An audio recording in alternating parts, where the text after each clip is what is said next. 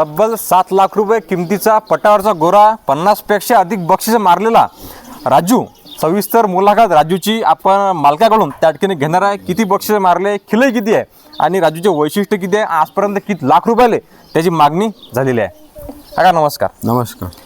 असं काय आपलं बैलाचं प्रेम आहे, गोऱ्याचं प्रेम आहे की एवढी प्रचंड मागणी आहे आणि आजपर्यंत किती बक्षिसं त्याने पटकावली आहेत आणि किंमत किती आहे?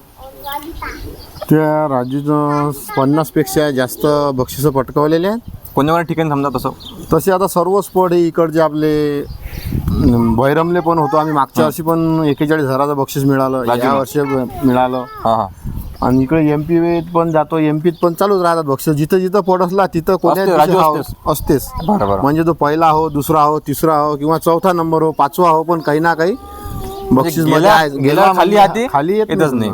तर त्या अगोदर आपला संपूर्ण परिचय आणि आपलं जे मुक्काम आहे हे प्रेक्षकांना सांगून द्या, म्हणजे कुणाला जर पाहायचं झालं तर ते येऊ शकतं इथं.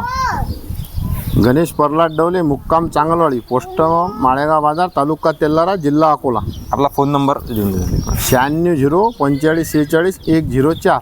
बरं. आतापर्यंत राजूनं 50पेक्षा अधिक बक्षिसं पटकावले आणि मागणी किती रुपयाला याची मागणी केलेली आहे की बा देता का तुम्ही? याची 5 लाख रुपये, 6 लाख रुपये, 4 लाख रुपये अशी मागणी झालेली आहे. पण तुम्ही दिला नाही अजून? नाही दिला. तर असं राजूचं वैशिष्ट्य नेमकं काय आहे की लाखो रुपयाची किंमत आहे पण तुम्ही नाकारून राहिले? राजूचं एकच वैशिष्ट्य आहे की त्याला खिलई असो नसो, समजा रनिंग प्रॅक्टिस असो नसो, जिथं नेला तिथं बक्षीस पटकावते. हा. बरं. त्याची रोजची सकाळपासून संध्याकाळपर्यंत शेड्यूल कसं असते? खिलई काय? खिलई काहीच नाही. सकाळी याला दूध असते 1-2 लिटर रोज. हा. त्यानंतर काही बदाम काजूचं थोडंसं पावडर आणि सायंकाळी उंडा, संध्याकाळी 2 लिटर दूध. म्हणजे काजू बदाम दूध वगैरे सर्व मिश्रण दर दिवशी असतेच. म्हणजे पूर्णपणे खिलई जी आहे त्या ठिकाणी आहेच. आणि हिवाळ्यात उडदाची डाळ, उन्हाळ्यात मुगाची डाळ. अच्छा. म्हणजे याच्या सकाळी भिजून ताकद देण्यासाठी. बरं. आता राजूचा पुढचा स्टेप काय आहे की अजून कोणत्या स्पर्धा? नाही बस आता हे स्पर्धा. आता तिथं घाटात जायचा विचार चालू आहे. हा हा. पुण्या सातारा तिकडे गेलो होतो आम्ही त्या बब्या नावासोबत. तिकडे एक ग्राउंड केलं आणि नंतर वापस आलो. बरं बरं. म्हणजे पश्चिम महाराष्ट्रापर्यंत सुद्धा आपण गेलेलो, राजूला घेऊन गेलेलो आहे. आता आम्ही याच्यात चाललो घाटात.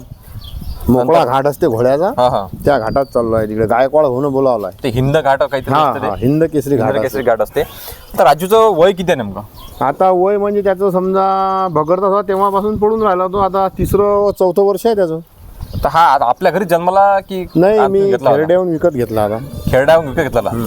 त्यावेळेस बैल म्हणून घेतला होता की सहज घेतला होता? गोरा म्हणून बगरतात होता, परंतु तो निघाला पटावरचा. हा.